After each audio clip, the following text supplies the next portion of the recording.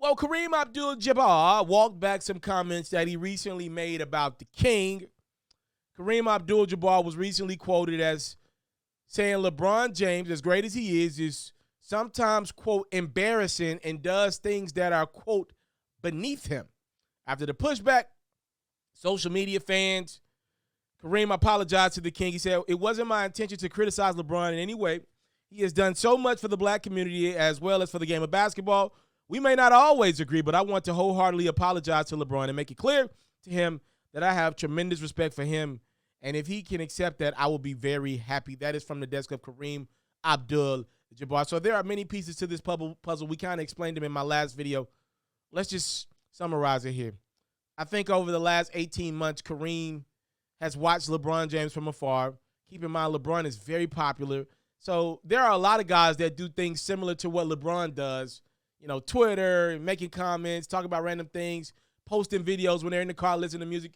A lot of people do stuff like that, questioning COVID, celebrating dramatically after they make a big shot, but they don't have the reach that LeBron does. I don't think Kareem's on Twitter all day, you know, but LeBron's such a polarizing and popular athlete. We'll get to this more in a second. When he does something, it reaches USA Today. It reaches all the major media outlets in the world, major news markets from the local level on up. Like he's just that popular and polarizing. LeBron is one of the most popular athletes of all time. Like, look at the NFL. NFL runs our country. Football runs our country right now. Tom Brady is the biggest athlete in the NFL.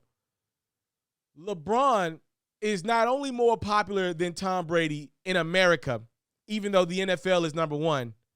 LeBron is not even, it's not even a conversation of who's more of a global athlete, more popular between LeBron and Tom Brady. Outside of Ronaldo, there's really nobody that even compares globally to LeBron James at this current time. He's more popular than Kobe ever got. He's more popular than Shaq ever got globally. I wouldn't say he ever got to Michael Jordan levels of global popularity, but he ain't too far from it. LeBron is just unreal popular. What comes with being unreal popular?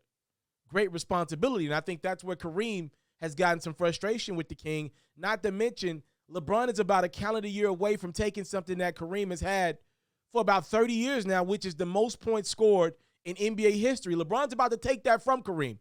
So starting in about a year and a half time, when people address Kareem Abdul Jabbar, they will now say he's second all time in scoring. For his whole, since he ended his career, he was always number one in that. I'm sure there's some anger to that. He might not ever admit it publicly, but I'm sure there's something to that. I know Kareem's in his early 70s, if I'm not mistaken. I'm sure there's some frustration. You know, as a competitor, you want to keep that record as long as you can. Not to mention that I don't think Kareem Abdul Jabbar agrees with LeBron James's. I know LeBron's vaccinated, but I don't think he liked when LeBron posted the Spider-Man meme about COVID vaccinations a few months ago. He clearly didn't like when LeBron was doing a celebration against the Indiana Pacers in Indianapolis earlier in the year when LeBron was kind of grabbing his region after making a big shot. And I don't know if LeBron gained a lot of fans last weekend when he tweeted an April Fool's joke saying he was done for the year, knowing he wasn't done for the year. And then the Lakers ended up getting eliminated from the playoffs just a few days later. I don't think longtime Laker fans like Kareem Abdul Jabbar want to see that. You know, I'm sure for Kareem, he gets headlines that read LeBron James scores 30, but the Lakers lose. And then to see him online talking about missing the rest of the season, that ain't the Laker way. That ain't what we do here in Los Angeles. We really don't let anybody get bigger than the organization as a Lakers diehard. And Kareem knows that firsthand because he was a part of that organization for a very long time. I wonder how much this weighs on LeBron's legacy. Like, I came up with this reference. I hope it makes sense to you guys, but this is what I came up with. So there are two types of NBA athletes when you get to the LeBron, the Kobe's, and the Mike's level of popularity, accomplishment on the courts, and how great they are, right? You could either take the Kobe and Mike approach, or you could take the LeBron approach. I'll explain both. Kobe and Mike have the reputation of being a-holes. I think Mike probably a lot more than Kobe, but Kobe copied Mike in that regard and tried to be that. I don't think you were randomly reaching out to Kobe Bryant on a random Tuesday night and saying, hey, I'm thinking about joining your agency, right? I'm thinking about joining Clutch Sports, is what LeBron represents alongside his business partner, Mav Carter, and it's obviously ran by LeBron's right-hand man, Rich Paul. I don't think you were doing that in season with Kobe Bryant. You damn sure wasn't doing it with Michael Jordan. He was all basketball all the time, all gas, no breaks. But LeBron, as great as he is a person. He's a human being. Kobe and Mike created that mythical thing to them. You know, as living people, they were mythical. Yeah, obviously Kobe's no longer here. I want to get into that piece of it more in a second as well. But they created this mythical thing around them that scared players. There are players, former players, that will say, yo, I was afraid of these guys. Like they didn't feel real when I played against them. You don't hear the young people talk about LeBron in that regard. And I think that's by design by LeBron. He's a real human being that does for his community. You can players reach out to LeBron. They work out with LeBron. If you're of the 1% and you know and you're on the way, LeBron follows the game. He knows who's coming up through the high school ranks. You can touch LeBron. You can get to LeBron if you're of that yoke. With Kobe and Mike, you weren't getting to them. No, I'll see you when you get to the league, kid. Make it to the big leagues. And once you reach my radar, then we'll talk. Other than that, don't reach out to me. I'm Kobe or Mike. Definitely Mike, by the way. Kobe's no longer here with us. God rest his dead. I think he's a great example of this one, right? Let's use LeBron and Mike as these parallels. Mike, though he was incredibly successful, one of the things that's on his legacy is that he was an a-hole. He did anything to win. I don't think that ages as well as what LeBron's going to be known for. LeBron's going to be known for being a touchable person, a tangible human being. I think that ages better in depth. Kobe not being here with us, he's got a little of that a-hole over his image, over his, which to me, that doesn't age as well as a guy that's touchable like LeBron. Now, when you're on earth, I think it creates a mythical thing around you, this force field, which I think ages great when you're Michael Jordan and you're playing basketball and people telling stories about you while you're here.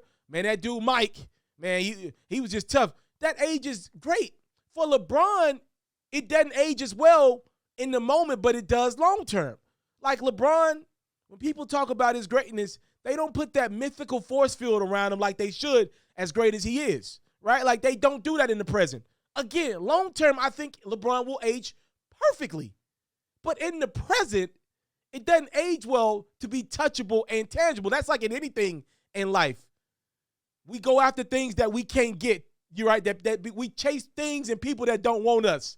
That's what it is. Kobe and Mike, they're saying no to us in a lot of ways, or other players, right? They're untouchable. You just can't get to them. That job out there that you want, that you desire, that maybe is above your requirements or your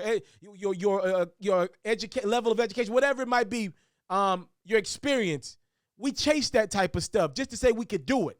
We're chasing the Kobes and the Mikes, right? We're chasing their time and their attention. LeBron will just give it to you. He's like, yo, this great player will just let me talk to him.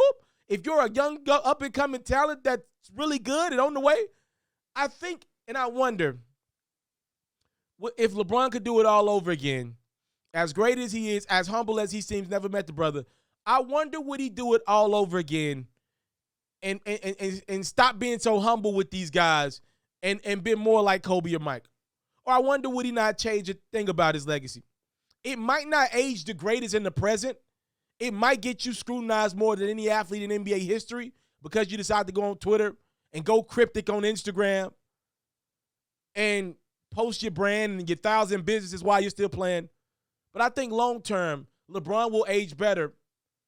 About the person, at least, will age better than guys like Mike or Kobe. And then there's the other side of the argument that maybe Mike and Kobe didn't care how they aged because you would at least know them for being an a-hole, but a winning a-hole. Y'all let me know what y'all think about this one in the comment section, Facebook, Twitter, share it out. Interesting conversation as Kareem apologized for calling out the king initially. I know I took this one somewhere left, but I think it's a great conversation about these great players and their legacies.